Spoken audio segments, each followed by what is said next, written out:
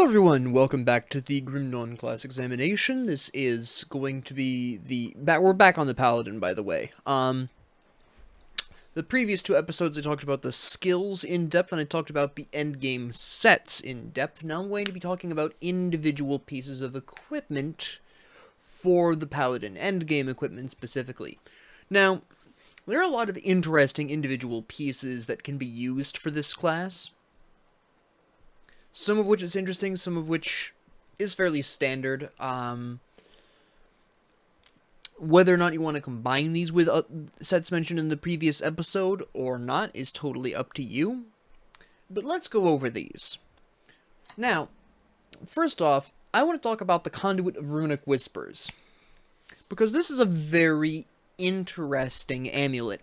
It just increases Inquisitor stuff. The unique affixes that it can be created with all potentially enhance either stats or Inquisitor skills.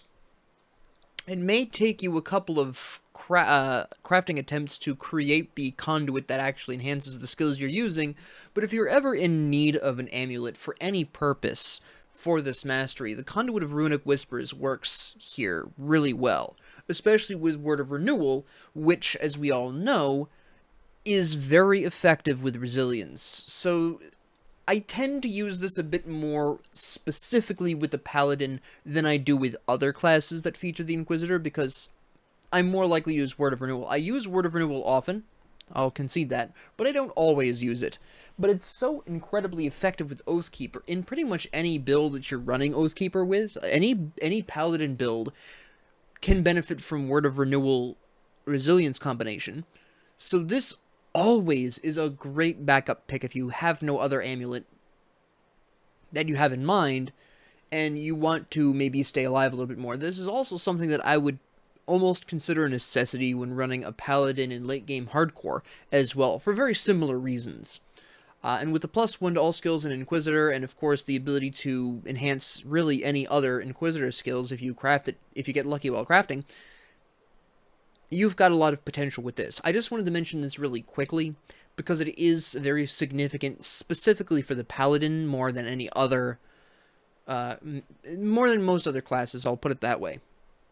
With that being said, and that in mind, let us talk about the Mystical Flames of Wrath. Now, this one's kind of a mixed bag for me. I have used this once with the Paladin, and my main problem with this, actually, interestingly enough, is the fact that it boosts Aether damage when the Paladin has very little access to Aether damage in the first place. Now, there is a way around this, and it is worth talking about. Now, first off, the fact that it enhances Aura of Censure and the Guardians of Empyrean is actually really substantial. This actually leads its way into a pretty impressive little fun time here.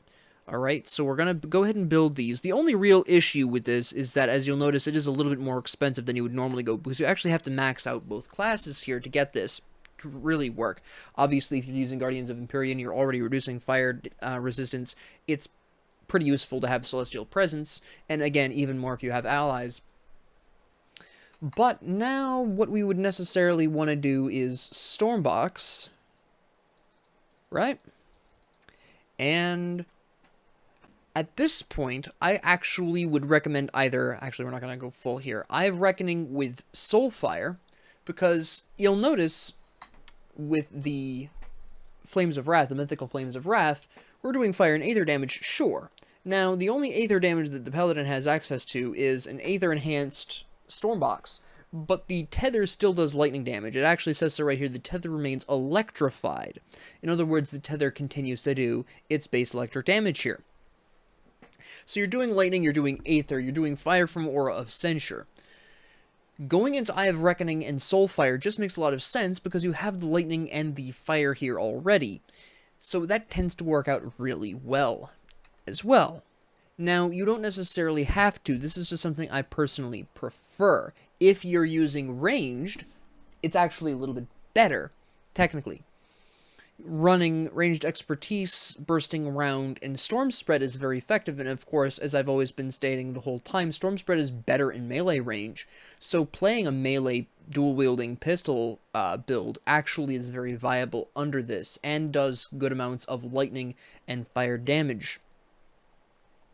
So it is something you can run both ways. If you're running melee, you want Eye of Reckoning with Soulfire, splash in whatever other skills you want, and it actually turns out pretty effective overall.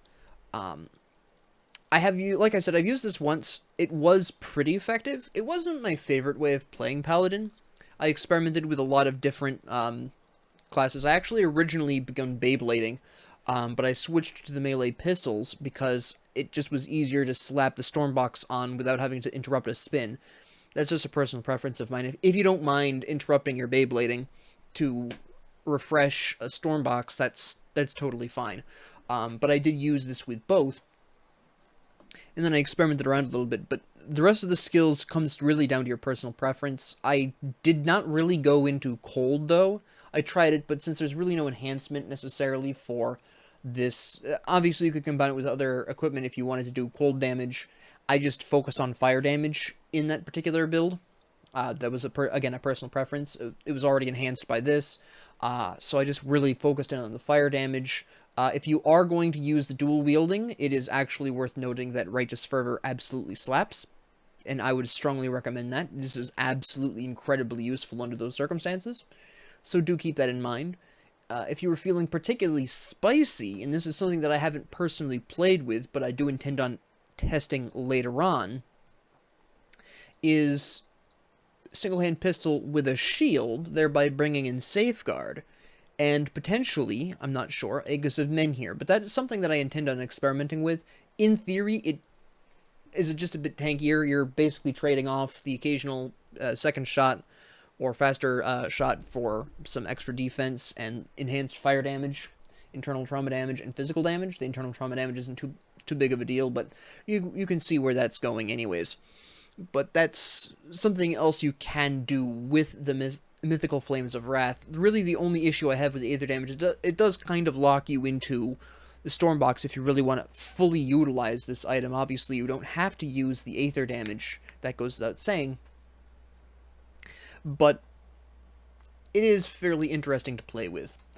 Moving on, we have the Mythical Sanctus Crest. Now, this is really an alternative if you're using an Aura of Censure build. If, again, you don't feel like using Conduit of Runic Whispers, and you're not going to really go into Mythical Flames of Wrath, this is actually really strong. Again, if you're using an Aura of Censure melee build, you've got Safeguard, which obviously is for your shield here.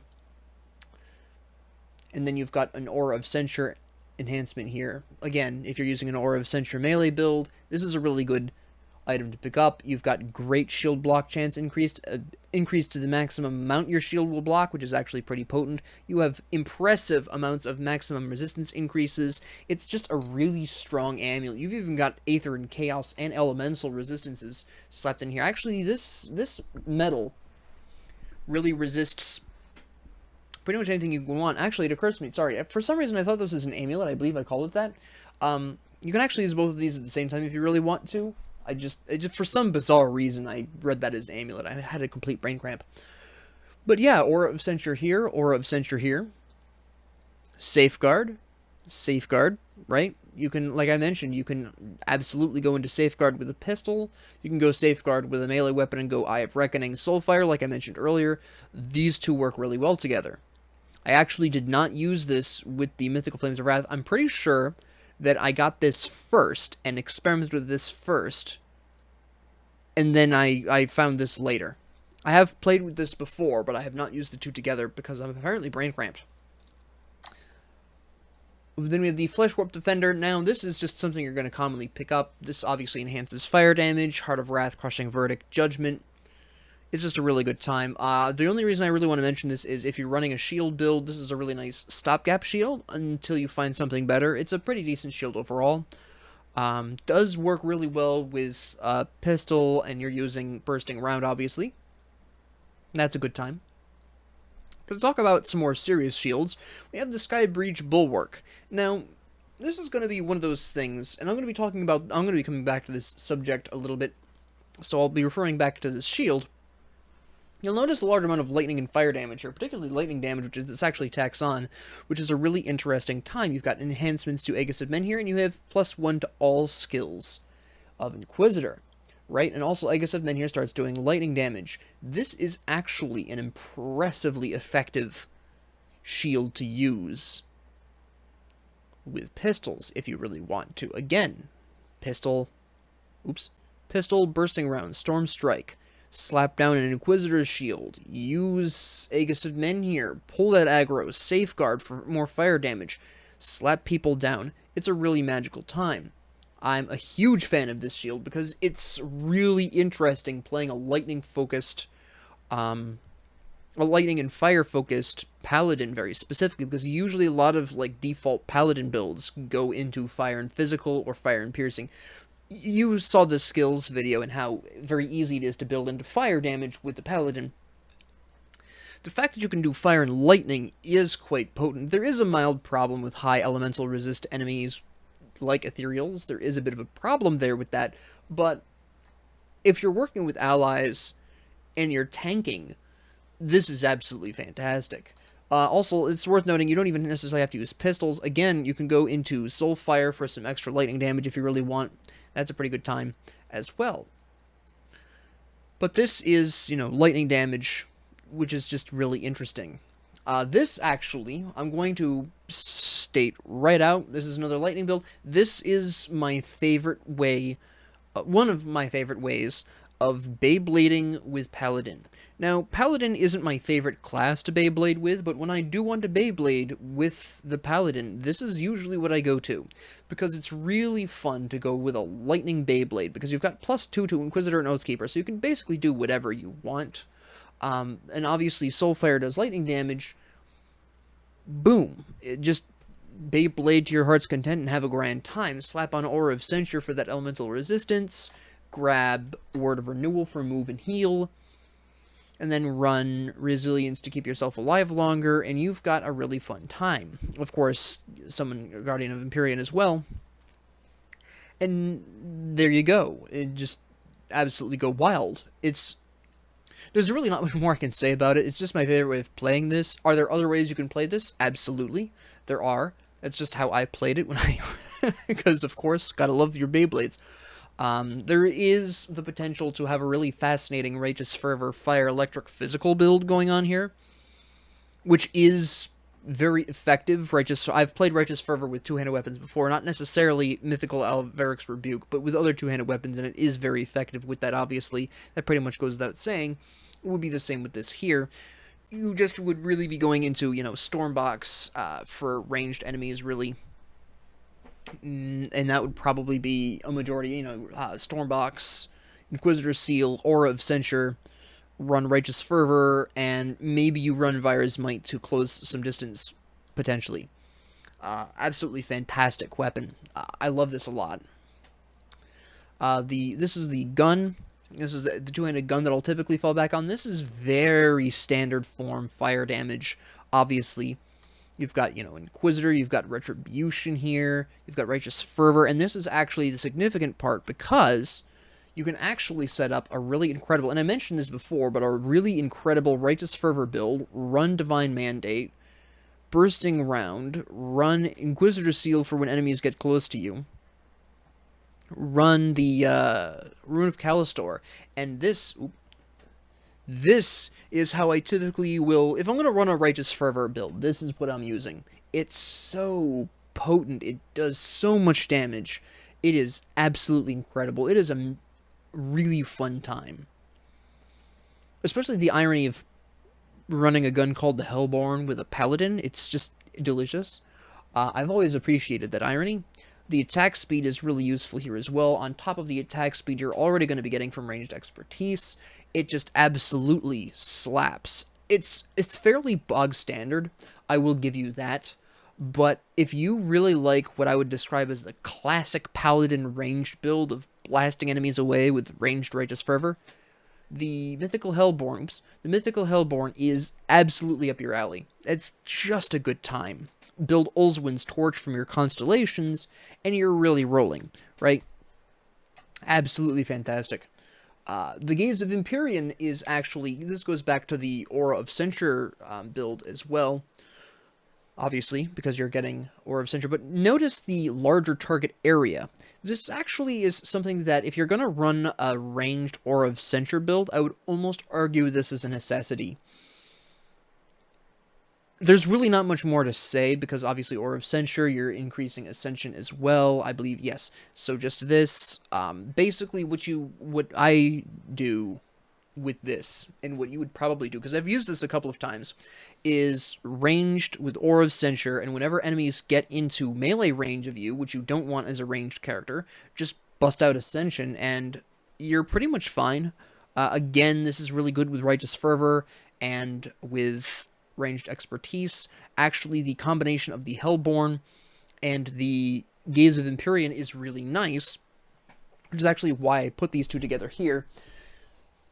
Also, additionally, by the way, ding, chance to avoid projectiles, which is important because Ascension is really for the melee enemies, so just having a chance to avoid projectiles, even if it's only 10%, is actually really nice. But these two work really well together. Aura of Censure becomes much more useful with a ranged character, because you've already got, the 4 meters there, and then when you level this up, it's 7 meters here, so that's going out to 11 meters, which is actually a pretty decent range. So, yeah.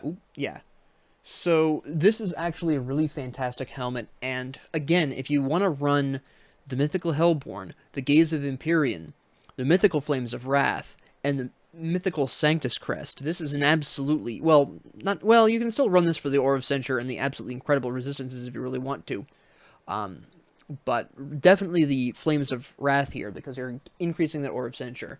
You're getting the Guardians of Empyrean. You've got the expanded range of the Aura of Censure. It's just a really fun time. Absolutely incredible. But I use this anytime that I'm running Aura of Censure with the ranged. I'm using this. I honestly am. I love it so much. This is an interesting piece of armor for me, because I would normally recommend the purchased green items as a stopgap move for waiting for other shoulders, but I have a tendency to leave these equipped for a very long time because of, again, my rather strong fondness for the ranged expertise Righteous Fervor combination, which this enhances.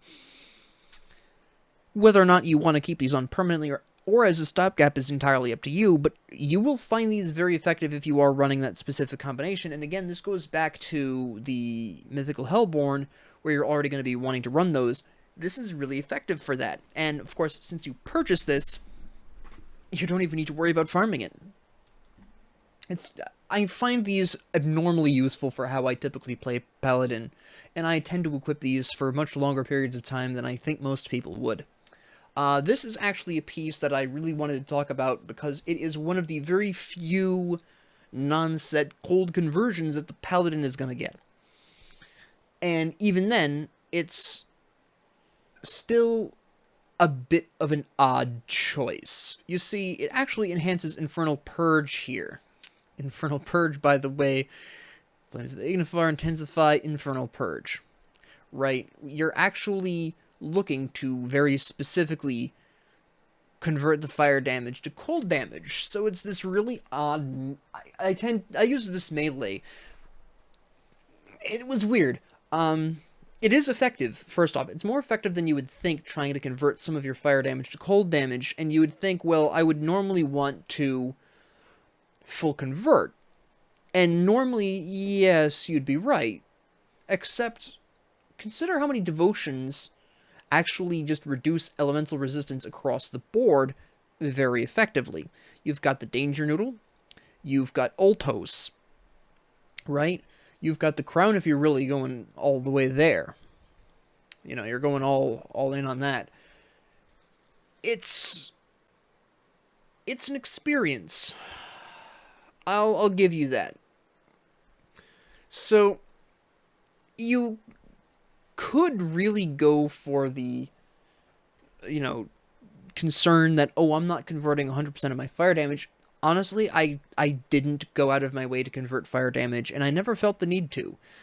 Just because a lot of items and weapons that you have available to you, and a lot of constellations even that reduce resistances, tend to reduce all elemental resistances together, and it's very effective. So I never had a problem with this. Basically, just the basic point here is that it converts Flames of Ignifar from fire and lightning to elemental damage in general, which isn't bad. I was more fond of this than I thought I would be before I tested it. When I looked at this, I was like, this doesn't seem great. It actually turned out really well. Again, it had some trouble with ethereals, and unfortunately my tests with this specific piece were in a single-player game, or was in a single-player game. So I did have some problems with ethereals, but overall, it was a pretty interesting time. It actually combines really well with shields and stuff like that. It actually combines really well with, not this, with the Sanctus Crest, which is what I went into when I began having problems with ethereals, just because I really like the resistances on this, obviously. And of course, Aura of Censure, again, reduces enemies' elemental resistances, and when you're running the Rhymeforged Mantle, you are running Flames of Ignifar. That is a very close range skill. I actually wound up running Flames of Ignifar, Aura of Censure, Safeguard, and Aegis of Menhir. And I ran I ran Skybreach Bulwark here with that. And that turned out very effective, right? So that's what I ultimately wound up using. It turned out great. Anyways, back to more stuff. This is the chest piece that I equipped with that. I didn't actually wind up using the Chilling Rounds portion here. I basically just slapped this on because the cold damage and reprisal and the Frost Red Presence is actually really effective. Because, again, we're talking about being in melee range with Flames of Ignifar, and the Frost Red Presence was even more damage in that particular field, and the +4 energy regeneration per second was incredibly helpful for sustaining extended amounts of Flames of Ignifar. If you're thinking to yourself, gee, you really just created basically an improv set. Yeah, I did. I really did. A cold lightning, well, I say a cold, but an elemental improv set that I might actually go ahead and slap together. Maybe I'll showcase that in a future video. I might actually conclude the video with some of my favorite things that I've built for Paladin, just conglomerate all of these. I won't do it this episode because that's going to take too long. But I did equip this with the cold damage, and I found it very effective, even if I didn't use the skills that were on this, which did bother me a little bit. My OCD on Grim Dawn builds kind of was bothered. But, and you could very easily, I used a melee weapon. What melee weapon did I use? Hold on. I have it here, I believe. This, the Cortosian Invoker. I used this when I was running the cold damage. Mostly because it enhanced elemental damage. And, honestly, it was just the elemental damage here, in all honesty. But I used this. In retrospect, I could have used a pistol if I really wanted to. I just didn't have any pistol on hand at the time. You can see that there's no individual 90+ pistol that you can pick up. If you're going to use the pistol, it's probably going to be a green one that dropped randomly that just happens to enhance your skills. I didn't have a pistol that fulfilled those conditions, so I just used the Mythical Cortosian Invoker. But you could, if you really wanted to, if you're really dedicated to trying to maximize your point output here, you could use a pistol, run Chilling Rounds, and then use the Chilling Rounds plus Aegis of Menhir to kind of do as much damage as possible before enemies close in, and then once they close that distance, you start blasting them with Flames of Ignifar, right? And of course your Frost Red Presence. It's something that I would like to try if I could just find the right pistol. I just never have. Or either that, or Iron Crate just decides to make a pistol and add that works in that. They haven't yet, but that's really what's been stopping me from testing this build with the pistol, is I just haven't found the pistol for it, is what it comes down to. The White Lotus, I use this in a lot of things. technically this isn't even for Paladin specifically, because just Word of Renewal here. It's just a stopgap that I tend to use. I don't even know why I have that in here, honestly. This is a pair of pants that I tend to just run in general. This is something that I just use as filler. It doesn't necessarily do anything specific, it's just pretty useful. It does happen to enhance Arcane Empowerment, which, as you probably have guessed, I use a lot with Paladin. So there is that particular aspect, which is typically why I equip this. Also, the fact that it has great chaos resistance is really nice as well. Retaliation damage tends to be really good with Oathkeeper as well, so that's, you know, really nice. That's typically where I use this. This as well, same kind of thing, Word of Renewal. It really just depends on what resistances I'm looking for between the two of these. That's what it comes down to for me, personally, anyways. If I'm not, for some reason, using Arcane Empowerment, I'm probably using Word of Renewal, and I'll use that, right? Presence of Virtue, by the way, again, no, that's Righteous Fervor. Hold on, Presence of Virtue, where did that go? There it is, yes. Presence of Virtue, why did I point to Righteous Fervor? I just talked about that. Anyways, Presence of Virtue, I do tend to use this a bit more with, again, Flames of Ignifar. When I ran the Elemental Flames of Ignifar build with the Cortosian Invoker, I used these pants, because that Presence of Virtue enhancement, you pretty much want the first stage of Presence of Virtue for that energy. I use these pants for that. These are just pants that I use in a lot of other situations. Same kind of thing with this, but again, specifically for the Aura of Conviction. Now, despite the fact that these enhance elemental damage, I valued the Presence of Virtue enhancement on this pair of pants more, which is why I used them. You could, if you have other things that enhance energy regen, you could absolutely use these instead. Prismatic Shield is nice and all. It was just down to a personal preference. Again, you've got the Aura of Conviction enhancement. I typically do use these with Aura of Conviction builds. Just so happened that with the cold one, I was looking for the energy more than anything else. And then we have the Reaver's Claw. This I don't use a ton because it's really actually not intended for the Paladin. It's really intended for a combination of Inquisitor or Oathkeeper with Soldier or more typically Nightblade, because there's not a whole lot of avenues for pierce damage here without pistols in the Paladin class. It still can work, don't get me wrong, especially if you're looking to do that physical damage. It actually goes really well with Virus Might because it enhances that bleeding damage. I do typically use this with Virus Might. I think I've used this twice. And I know for a fact that when I ran this with a shield, I was running Virus Might with that and Presence of Virtue. And I used Horn of Gandar. Yeah, when I ran this test with the shield, I had Virus Might, I had Presence of Virtue, I had Word of Renewal, and I had the Horn of Gandar. I believe I ran Aura of Conviction as well, because it enhanced the physical and pierce damage. And I don't remember what else I had on this. I might have had Righteous Fervor? I might have. I can't remember what my last few skills were, but I remember Virus Might. I remember Aura of Conviction. I remember Horn of Gandar. And Word of Renewal. Oops, just whacked something there. That doesn't matter. So I haven't used this a ton. I've used this twice testing-wise. It's okay. There are way better builds, as you've probably realized by now, than this. If you want to challenge yourself, this is really good. If you want to challenge yourself to make a really good Pierce, Bleed, physical Paladin, using the Mythical Reaver's Claw, that is an option. My build was okay. I wouldn't use it in hardcore, let's say.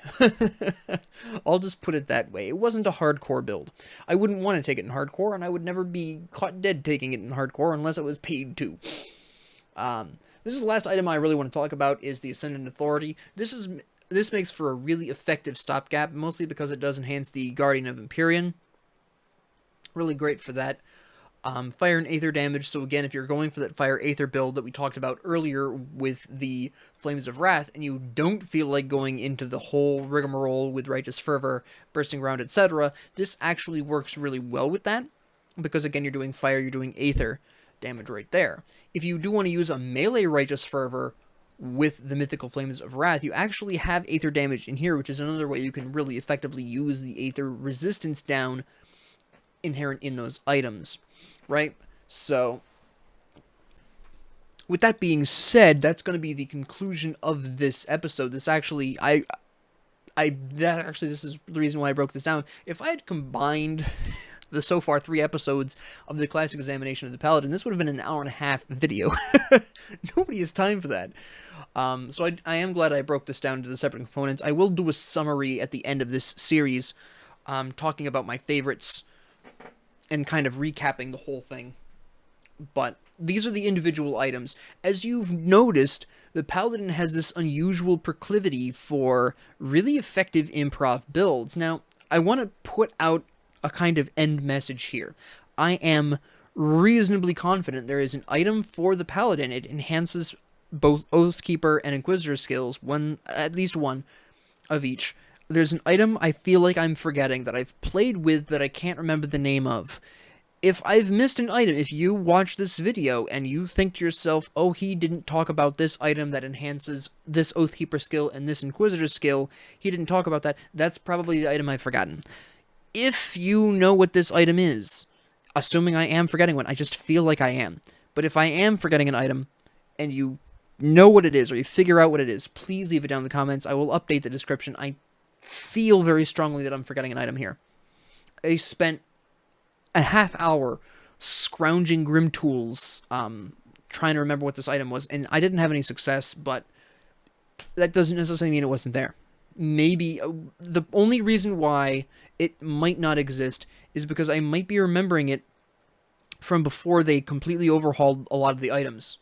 And this might be an item that has since changed away from Paladin. That's the only possibility if it doesn't exist. But I just want to throw that out there, that there might be an item, an individual non-set item for Paladins that I am forgetting.